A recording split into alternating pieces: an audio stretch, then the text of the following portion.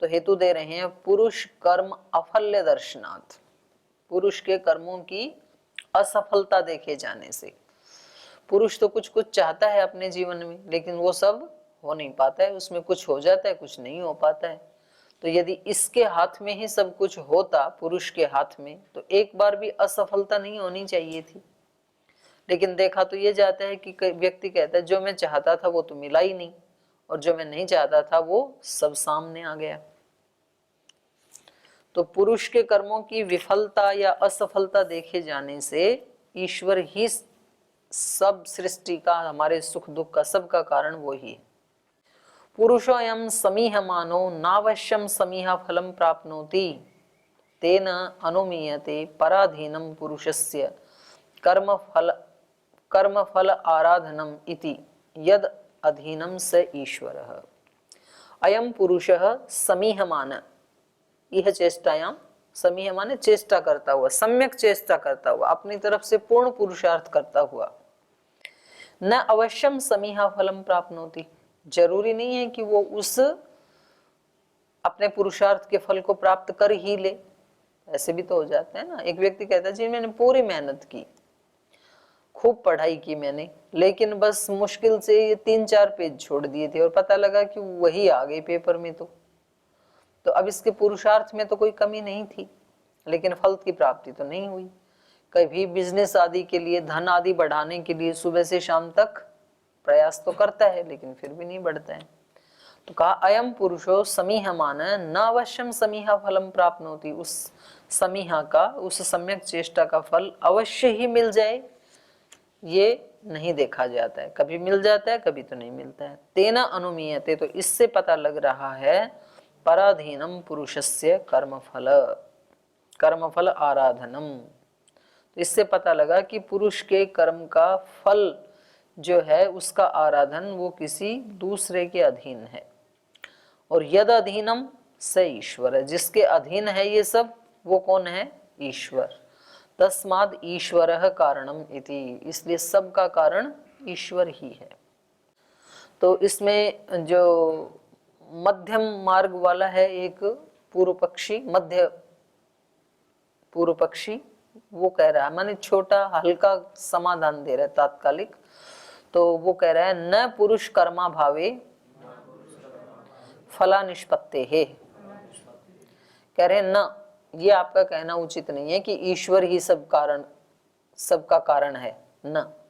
क्योंकि यदि ईश्वर कारण है तो पुरुष कर्म अभावे फला निष्पत्ते है, फिर तो पुरुष कोई भी कर्म ना करे और उसके कर्म के अभाव में भी फल की निष्पत्ति हो जानी चाहिए। यदि ईश्वर ही कारण है तो सबको बिना ही कर्म किए दे दे। फिर तो ईश्वराधीनः चेत फल निष्पत्ति स्यात् अपितर ही पुरुषस्य समीहाम अंतरेण फलम निष्पद्येत इति।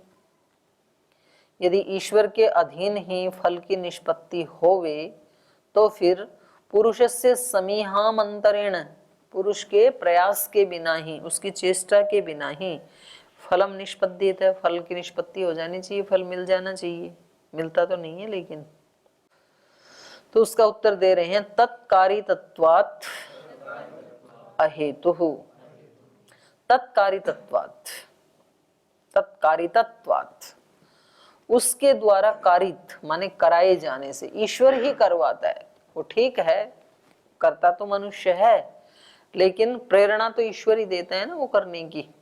तो इसलिए ये अहेतु नहीं है कि ईश्वर ही सबका कारण है, क्योंकि यद्यपि वो कर्मों का ही फल देता है। मध्यम मार्ग वाले ने क्या कहा कि नहीं, ईश्वर सबका वो नहीं है मालिक, बल्कि हमारे कर्म ही उसका कारण है। तो कर्मों के कारण ही सब कुछ की उत्पत्ति होती है।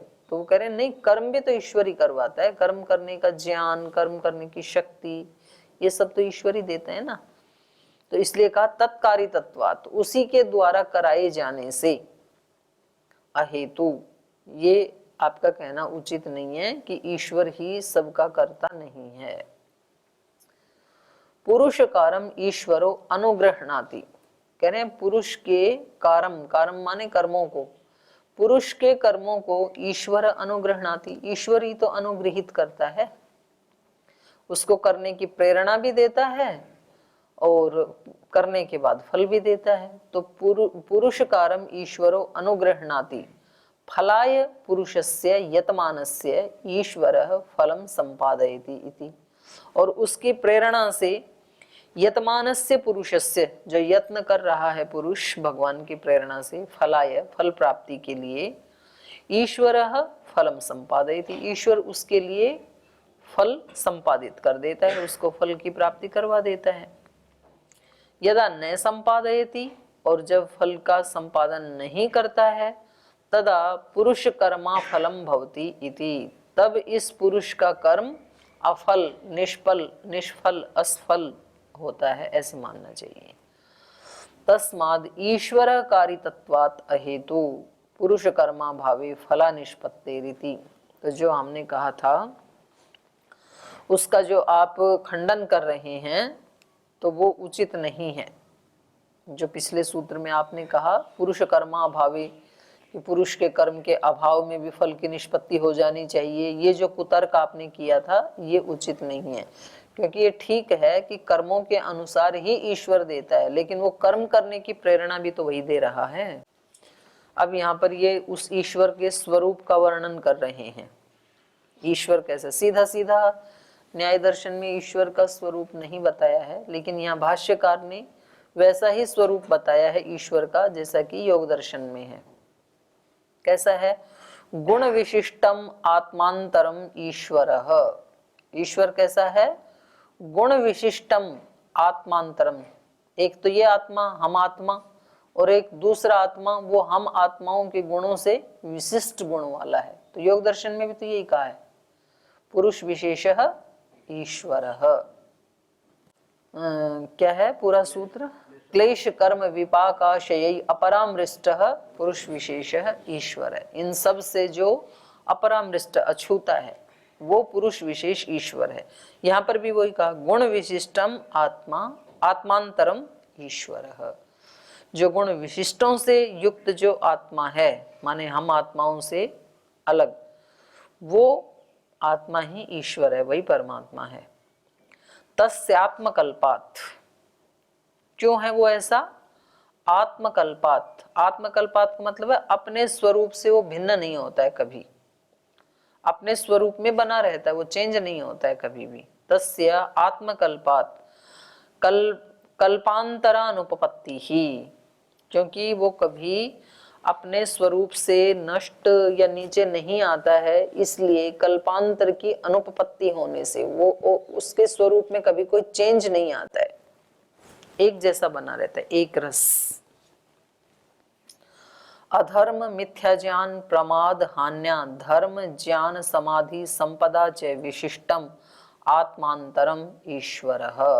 तो ये इन्होंने ईश्वर के स्वरूप का वर्णन कर दिया।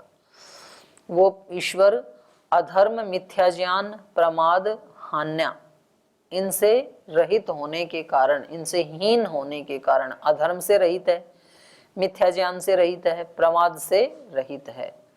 अधर्म मिथ्या ज्ञान प्रमाद हान्य धर्म ज्ञान समाधि संपदा च विशिष्टम।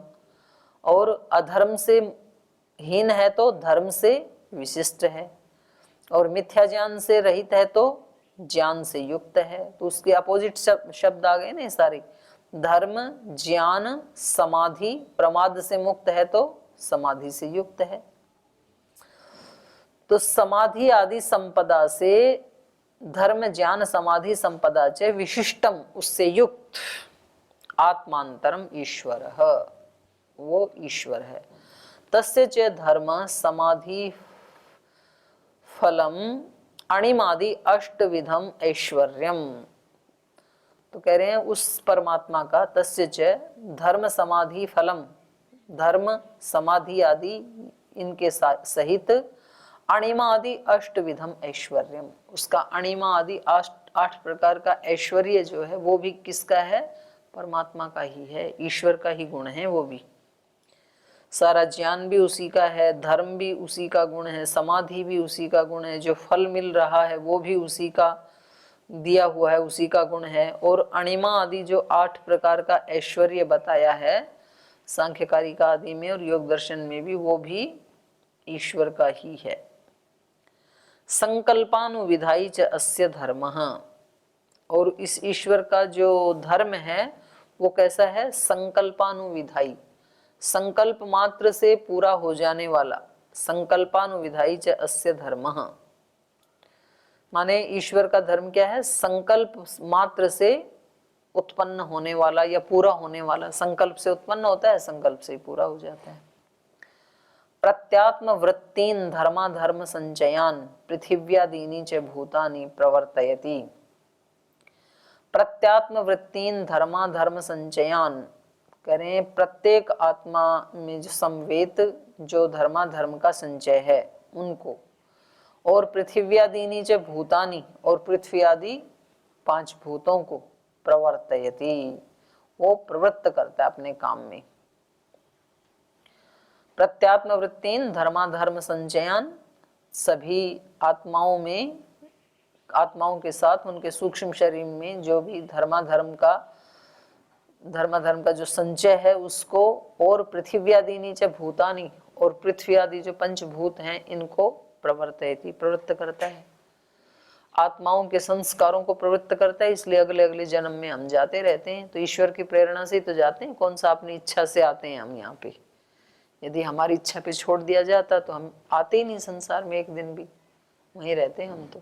लेकिन ईश्वर की ही प्रेरणा से वो धर्माधर्म संस्कार हैं वो हमें आगे बढ़ाते हैं। और पृथ्वी आदि भूत, उसमें उपनिषद में भी आया है ना कि इसके भय से अग्नि तप रही है, वायु भाग रहा है, 5वां मृत्यु तो बहुत ही तेज भाग रहा है ईश्वर के भय से। तो सब ईश्वर की प्रेरणा से पृथ्वी आदि भूत हैं, ये भी प्रवृत्त हो रहे हैं, तो उसके कार्य बता रहे हैं। एवं च स्वकृत अभ्यागमस्य अलोपेन निर्माण प्राकाम्य ईश्वरस्य स्वकृत कर्म फलम वेदितव्यम। तो कह रहे हैं इस प्रकार से, एवं च स्वकृत अभ्यागमस्य अलोपेन, अपना किया हुआ जो कर्माशय है उसका अलोपेन, लोप न होने से, क्योंकि अपना किया हुआ कभी नष्ट नहीं होता है। व्यक्ति ने जो किया है उसका फल उसको मिलता ही है, और वो कौन देता है? ईश्वर देता है। स्वकृत अभ्यागमस्य अलोपेन निर्माण प्राकाम्य ईश्वरस्य, इस प्राकाम्य माने कामना मात्र से निर्माण जो करता है, ऐसे उस ईश्वर का स्वकृत कर्म फलम वेदितव्यम। तो उसका स्वकृत कर्म फलम, अपने किए हुए का कर्म फल वो ईश्वर देता है, ऐसा जान लेना चाहिए। क्योंकि अपने किए हुए का अलोप होने से, जो व्यक्ति ने जैसा किया है उसको वो वैसा ही फल देता है, उसका लोप नहीं होता है। तो ऐसा ईश्वर का स्वरूप है। आप्तकल्पश्च अयम, और ये परमात्मा आप्तकल्प भी है, आप्त स्वरूप वाला भी है। आप्त स्वरूप वाला कैसे? उसका उदाहरण दे रहे हैं। यथा पिता अपत्यानाम तथा पितृभूत ईश्वर भूतानाम, जैसे पिता अपने बच्चों के लिए ऐसे ऐसे कार्य करता है जिससे उनको खुशी मिले, तो ऐसे ही पितृभूत ईश्वर है, पिता तुल्य जो ईश्वर है वो भूतानाम, इन भूतों की सृष्टि करता है। कोई पूछे कि ईश्वर ने सृष्टि क्यों बनाई, तो बोले जैसे कोई भी पिता अपने बच्चों की खुशी के लिए करता ही है ना, बनाता है बहुत कुछ, मकान बनाता है और कुछ कुछ बनाता है, फैक्ट्रियां बनाता है।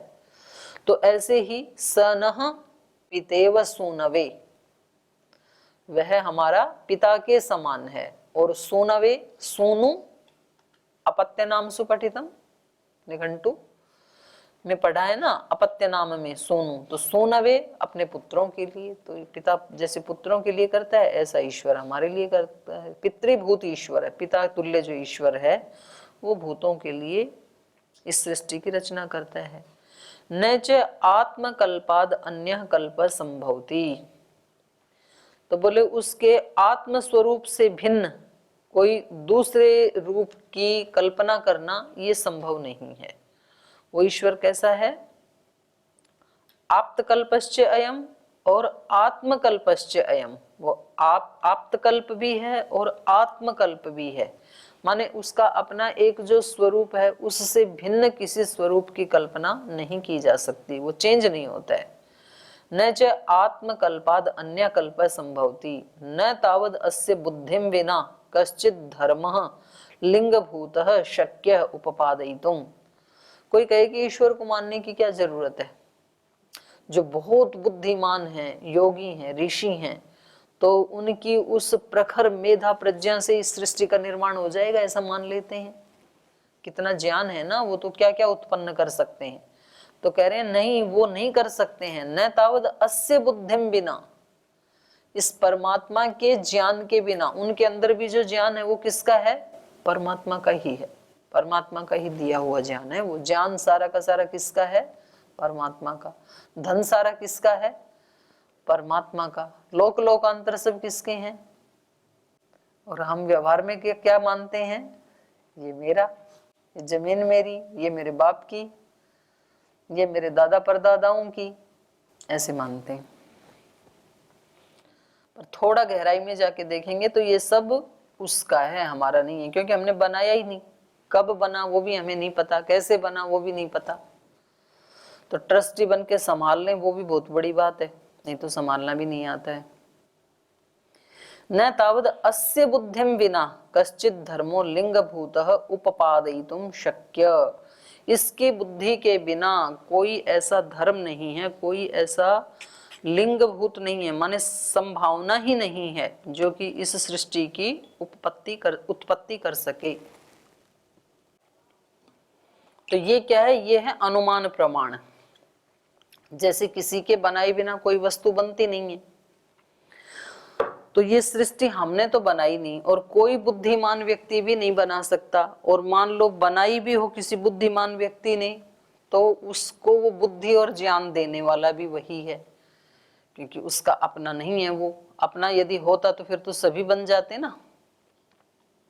तो उसके कर्मों के अनुसार उसको विशेष यदि प्रखर प्रज्ञा दी भी है तो वो भी ईश्वर का ही ज्ञान है। तो ये अनुमान प्रमाण है। अनुमान प्रमाण से ये पता लगता है कि सृष्टि ईश्वर ने ही बनाई है, कोई मनुष्य नहीं बना सकता है। क्योंकि यहाँ का अस्य बुद्धिम बिना, उस परमेश्वर की बुद्धि के बिना, बुद्धि का मतलब है यहाँ पर ज्ञान, उस परमेश्वर के ज्ञान के बिना कश्चित धर्मो लिंगभूतः उपपादयितुम न शक्य। आगमाच्य, और कह रहे हैं शब्द प्रमाण से भी यही पता लग रहा है कि ईश्वर ही दृष्टा, इस सारी सृष्टि का दृष्टा ईश्वर है। बोधा, ज्ञाता, सर्वज्ञाता ईश्वर इति, सब कुछ का जानने वाला। क्योंकि मनुष्य का ज्ञान तो बहुत अल्प है, वो इतने विविध प्रकार की सृष्टि को देख भी नहीं पाया है अभी तक कोई भी मनुष्य।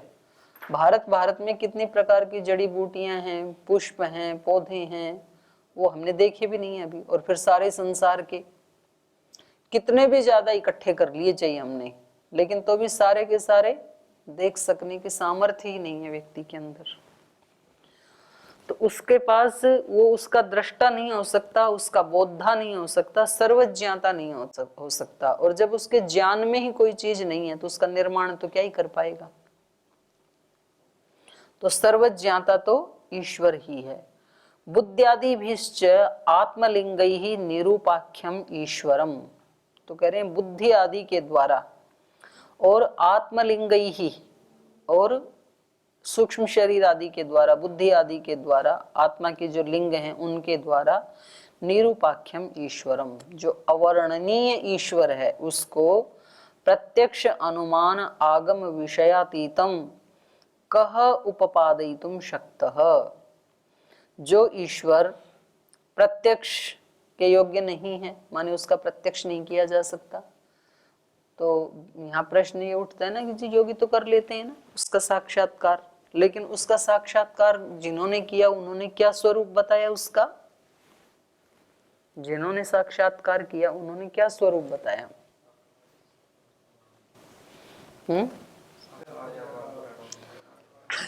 नहीं, उन्होंने बताया कि हम उसको नहीं जान सकते, वो अनंत है, ये बताया उन्होंने। इतना ही है ऐसा नहीं बताया, कुछ तो बता दिया, पर बोले इससे ज्यादा तो बहुत ऐसा है जिसको जाना नहीं जा सकता, ये बताया ना उन्होंने।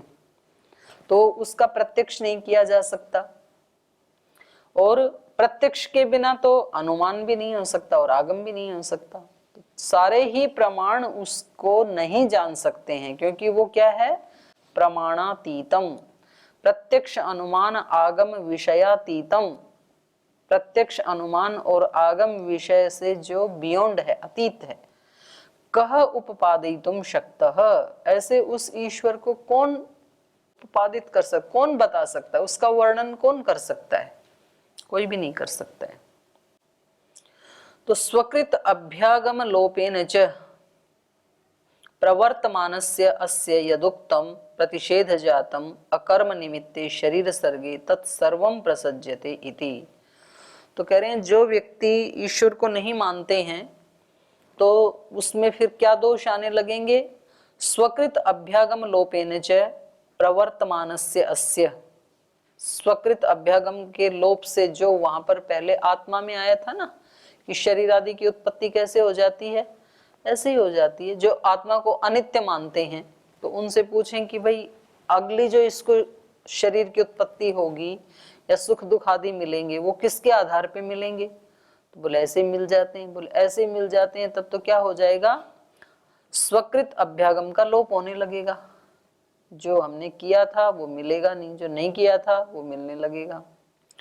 तो कहा स्वकृत अभ्यागम लोपेन च प्रवर्तमानस्य, जो स्वकृत अभ्यागम लोप से इस संसार में इसकी उत्पत्ति को मानने वाला जो पूर्व पक्षी है, अस्य यद उक्तम, तो इसके बारे में जो पीछे कहा गया है, यद उक्तम प्रतिषेध जातम, जो प्रतिषेध किया ना अनित्यता का, वो पूरा का पूरा अकर्म निमित्ते शरीर सर्गे, जो बिना कर्म के निमित्त से ही शरीर की सृष्टि को मानता है, तो उस प्रकरण में जो भी दोष आए थे, प्रतिषेध जातम यद उक्तम, जो प्रतिषेध किया था अनित्यता के लिए, तत्सर्वम प्रसज्यते, अगर ईश्वर के द्वारा इस सृष्टि को बनाया हुआ नहीं मानेंगे तो बोले ये सारे वो ही दोष आ जाएंगे जो पहले आत्मा की अनित्यता को मानते हुए आए थे।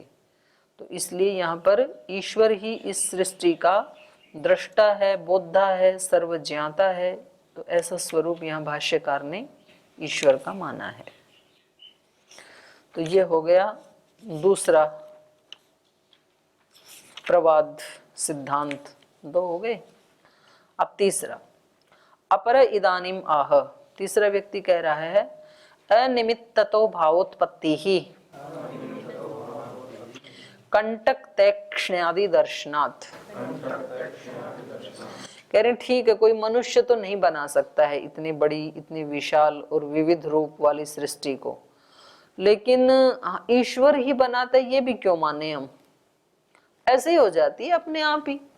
और जो आज भी देखा जाता है प्रत्यक्ष रूप से, तो प्रत्यक्ष से हम अनुमान भी लगा सकते हैं। कैसे, अनिमित्त तो भावोत्पत्ति, बिना किसी निमित्त के ही इस संसार की उत्पत्ति हो जाती है, भाव की उत्पत्ति हो जाती है। कैसे, कंटक तैक्ष्ण्यादि दर्शनात्, कांटों में जो तीक्ष्णता आदि देखी जाती है, तो वो तीक्ष्णता उस किसने बनाई, उनकी अपने आप ही हो गई, वहां कोई कर्म फल थोड़े ही है। तो बल जैसे वहां कांटे बन रहे हैं, पत्थर बन रहे हैं, पत्थरों की स्निग्धता, चिकनापन है, तो वो किसी ने वहां घिसा थोड़ी है उन पत्थरों को, तो वो जैसे अपने आप बन गए। साइंस तो यही मानती है, साइंस के विद्यार्थी शुरुआत यहाँ से ही करते हैं। बोले ईश्वर को मानने की जरूरत क्या है, जैसे सारी सृष्टि आज भी हम देख रहे हैं, अनेक प्रकार की जड़ी बूटियां पर्वतों पे उग जाती हैं खरपतवार आदि के रूप में, तो वहां किसी ने बीज थोड़ी बोया था, अपने आप उग गई। और ये पर्वत पत्थर आदि ऐसे बने हैं, तो ये किसी ने कोई बनाए थोड़ी थे मशीन आदि से, अपने आप बन गए, आज भी उग रहे हैं, आज भी बन रहे हैं। तो ऐसे ही हमारे शरीर आदि भी बन गए। इसमें ईश्वर को मानने की क्या जरूरत है, पुनर्जन्म को मानने की, पूर्व जन्म को मानने की क्या जरूरत है। तो कहा कंटक तैक्ष्ण्यादि दर्शनात्, अनिमित्त शरीर आदि उत्पत्ति ही, बिना किसी निमित्त के ही शरीर आदि की उत्पत्ति हुई है, ऐसा मानते हैं कुछ लोग। कस्मात्, क्यों, कंटक तैक्ष्ण्यादि दर्शनात्, कंटकस्य तैक्ष्ण्यम, पर्वत धातूनां चित्रता, ग्रावणां लक्षणता, निर्निमित्तं च उपादानं दृष्टम तथा शरीरादि सर्गोपि इति। तो कह रहे हैं कंटक आदि की कंटक तैक्ष्ण्यादि दर्शनात्, उसी को खोल रहे हैं। कंटकस्य तैक्ष्णम, कांटों की तीक्ष्णता, शार्पनेस अपने आप बन गई, वहां किसी ने नहीं बनाया।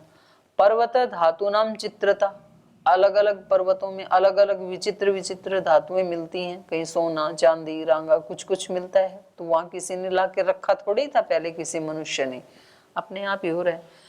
ग्रावणा नाम श्लक्षणता, पत्थरों का चिकनापन, तो कुछ पर्वत तो ऐसे होते हैं उनके पर्वत कितने चिकने हैं जो संगमरमर आदि लाते हैं। ये सब क्या है? निर्निमित्तम, बिना किसी निमित्त के। निर्निमित्तम च उपादानम दृष्टम, इनकी उत्पत्ति, उपादानम माने उत्पत्ति, निर्निमित्तम दृष्टम, बिना किसी निमित्त के देखी जाती, अपने आप ही देखी जाती है। तथा शरीर आदि सर्गोपि निर्निमित्तम, तो वैसे ही शरीर आदि की सृष्टि भी बिना ही किसी निमित्त की हो गई, ऐसे मान लेना चाहिए। तो इसमें एक व्यक्ति चुटकी लेके कह रहा है अनिमित्तम निमित्तत्वात् न अनिमित्तः